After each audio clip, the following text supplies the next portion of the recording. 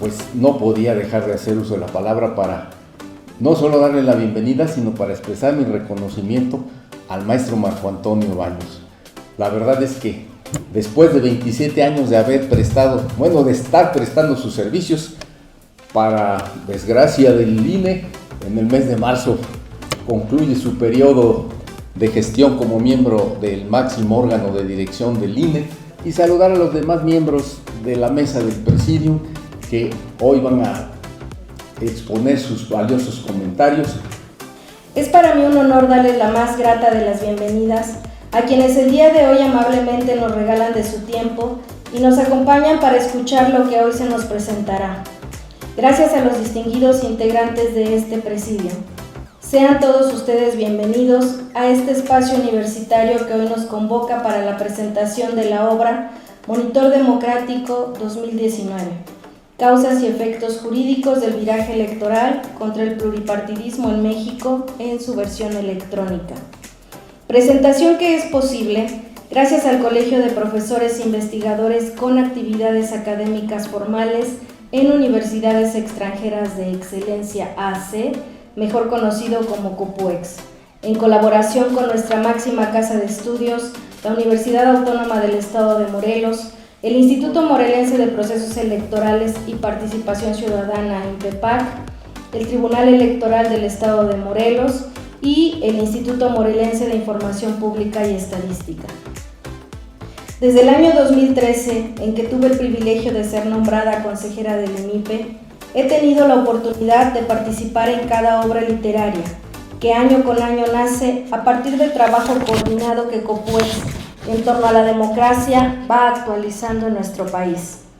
Este ejercicio, eminentemente académico y con un alto contenido social, ha permitido que quienes trabajamos en torno al derecho humano de acceso a la información y en torno a la transparencia, hayamos unido esfuerzos con quienes ya venían trabajando en COPUEX desde la perspectiva de la democracia representativa. La reunión del día de hoy tiene tres objetivos. El primero es presentar este libro, cuya portada ya se vio, que son las causas y efectos jurídicos del viraje electoral 2018 contra el pluripartidismo. El segundo es vincular este tema con el nuevo curso que se refiere a las funciones de la división de poderes y de los órganos autónomos, constitucionales autónomos, en el presidencialismo carismático que estamos viviendo en la actualidad. Y además, dentro de estos actos importantes, hacer un reconocimiento, como ya se dijo aquí, al consejero Marco Baños, vinculado a nuestro colegio desde hace muchas décadas y que lo ha impulsado, porque todos ustedes saben que sin el impulso de estas instituciones, el quehacer académico no puede ser tan fecundo, como ya lo dijo la licenciada Nava, de publicar 20 libros sobre este tema. ¿Qué pasó en 2018? En 2018 se rompió una dinámica que se había iniciado en 1977. Todos ustedes son muy jóvenes, los que tienen más de 50 años lo entenderán mejor. En México, para 1977, el presidente de la República había llegado a la presidencia, el licenciado López Portillo, sin oposición. O sea, había sido electo sin partidos de oposición, y esto generó, lógicamente, una serie de comentarios en torno a esto que se llamaba un partido hegemónico y una falta de democracia representativa en México. Él, asesorado por otro catedrático universitario, que era Reyes Heroles, diseñaron la forma de poder abrir el sistema político mexicano mediante la representación proporcional. Lógicamente que las fuerzas de oposición, tanto de derecha como de izquierda, decían que esto había sido producto de una serie de movimientos que habían sido reprimidos desde el presidencialismo, y se citaba lógicamente a los movimientos sindicales, a los movimientos agrarios, por un lado a los fraudes electorales en algunas zonas, especialmente en los estados fronterizos. O sea, se consideró que había sido una presión que venía de la sociedad y se puso esta representación proporcional, que era una cuarta parte de la Cámara de los Diputados en el Congreso de la Unión. O sea que se tomó la decisión de que si México quería incorporarse a este proceso de globalización, tenía que democratizarse, y esto exigía dos cosas. La primera, salirse como elemento del sistema de producción, y la segunda, generar una verdadera democracia representativa electoral. Son en rigor dos temas que están a debate el día de hoy y que son el motivo de este espacio. El primero es la presentación de un libro que tiene por título Causas y efectos del viraje electoral versus el pluripartidismo. Así de complicado es el título, pero voy a tratar de desmenuzar la idea del original del doctor Molina. Y luego viene la presentación de lo que va a ser el curso de este año, que se refiere a la división de poderes, le llama el doctor Molina, frente a un presidencialismo carismático y también el papel, el rol que juegan los órganos autónomos en esta materia.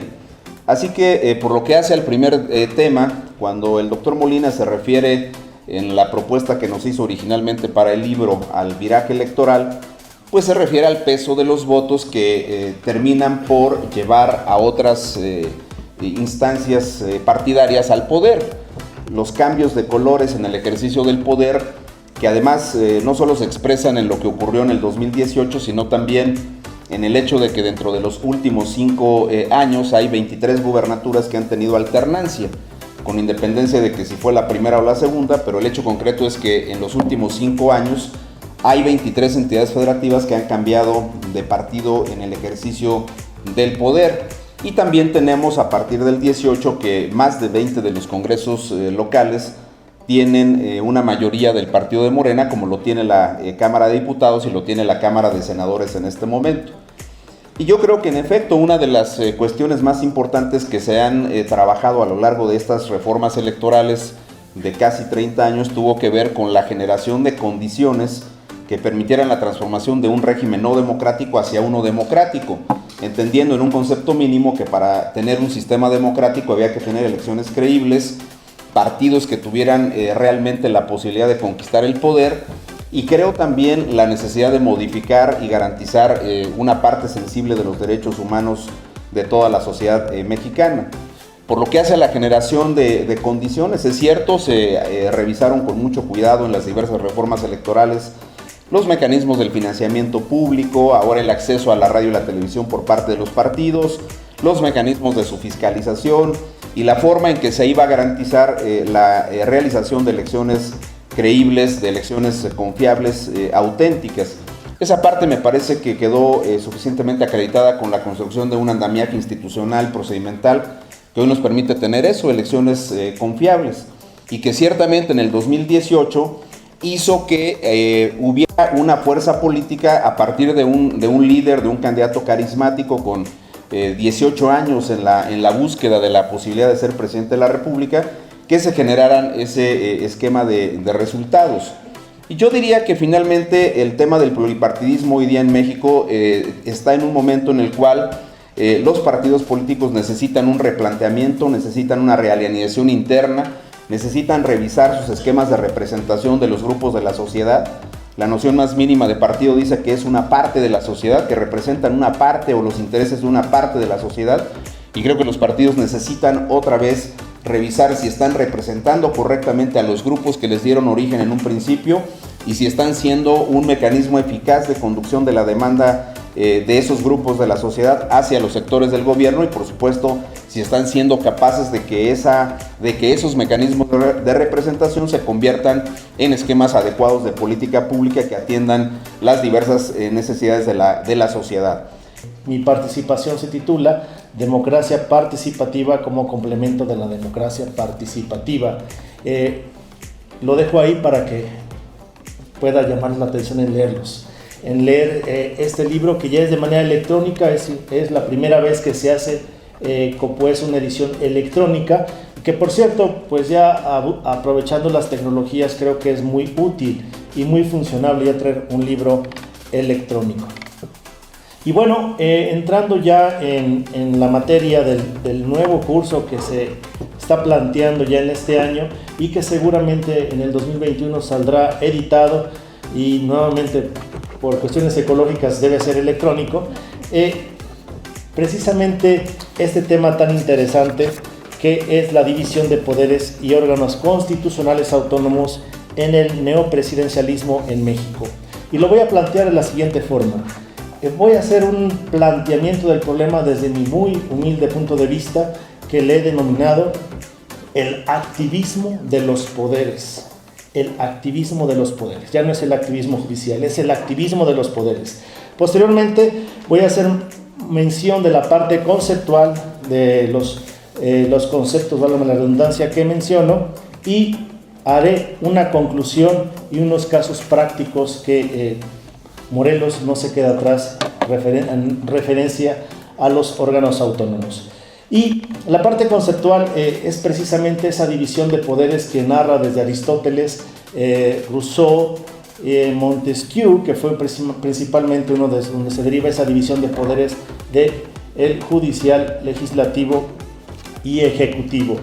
Por otra parte, la parte conceptual de un órgano autónomo se define por tres características muy importantes. Una, que debe estar establecida en la Constitución, ya sea federal o local. Dos, que debe estar coordinado con los órganos del Estado. Y tres, que debe tener una autonomía de gestión y financiera. Son las tres características que son elementales para un órgano autónomo constitucional. Y el concepto de neopresidencialismo, bueno, neo quiere decir en este caso que es nuevo o reciente. Presidencialismo viene de algunos conceptos que han dado tanto Carpizo como Krause, en donde, en pocas palabras les voy a decir, era cuando los gobiernos eran omnipotentes, que para mover una pluma tenía que tener la autorización y el conocimiento de un presidente. Ese era el poder en ese entonces, de varios años que tuvimos en México, del neopresidencialismo. Pues la contribución en la que un servidor ha hecho a este tipo de libros es desde lo local. Créanme que ser alcalde de un municipio pequeño, te das cuenta realmente cómo funciona la democracia a nivel federal. Te das cuenta que si verdaderamente las instituciones sirven o no sirven.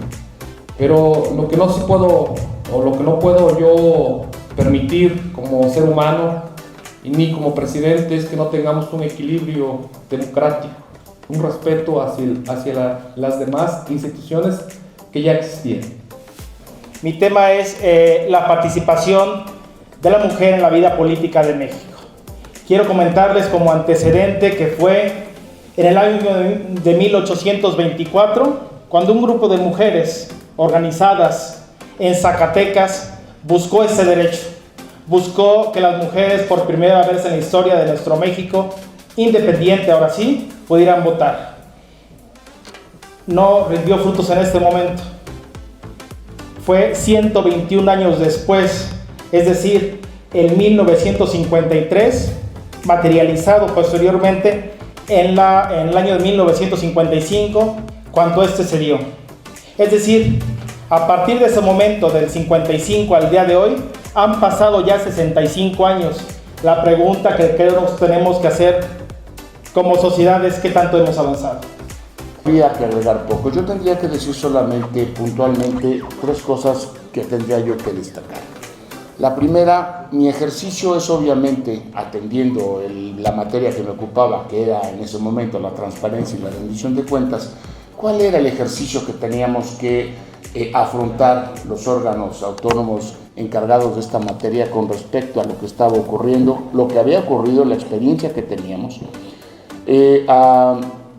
A diferencia de lo que ocurría a nivel nacional, Morelos se destacaba por una situación en específico. Antes de la reforma del 2014, Morelos tenía una ley muy íntegra, muy completa, en donde los sujetos obligados que se tenían, este catálogo de 8 entes institucionales, grupos institucionales, se contemplaban a los partidos políticos. Es decir, desde antes que a nivel nacional los partidos políticos entregaran cuentas, ya en Morelos se hacía. La ley los contemplaba como sujetos obligados y por supuesto esto a nosotros nos permitía tener una mejor experiencia cuando se vino la reforma constitucional, ya con situaciones más específicas y claras que nos dictaban las normas.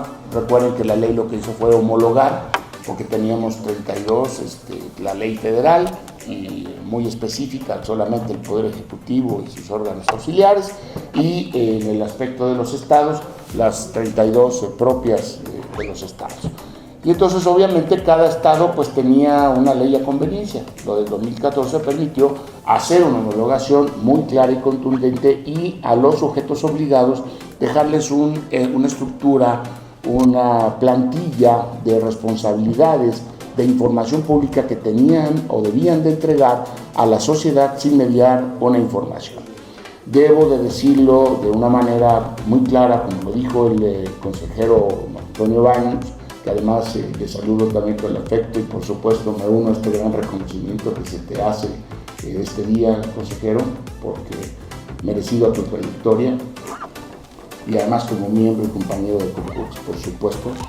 Él decía, y lo decía muy claramente, ¿cuál es el grave problema? El grave problema que tenemos es de que las cuentas no están. No puede haber rendición de cuentas si no hay cuentas. Y uno de los entes, uno de los grupos políticos que mayor problema tienen en la entrega de la información son los partidos políticos. Los partidos políticos tienen una grave situación con respecto al cumplimiento de los ordenamientos que deben de darse en este sentido. Porque además ellos en un momento determinado, cuando vino la reforma, dijeron no, nosotros no tenemos por qué darle al órgano garante la información. De acordar a la maestra que este fue el motivo de una situación ahí de un roce con INPEPAC, y nosotros dijimos, no, pues fíjense que sí nos tienen que dar, porque resulta que el dinero que INPEPAC recibe, lo recibe del techo financiero que le dan al gobierno del estado de Morelos. Por lo tanto, es un dinero, un erario público que se gasta del estado de Morelos. Es un ejercicio que tiene que darse, y entonces tuvieron los partidos políticos que someterse a esta situación, y ha sido en verdad una brega muy difícil. Hoy en día sigue el instituto teniendo problemas muy difíciles en este sentido.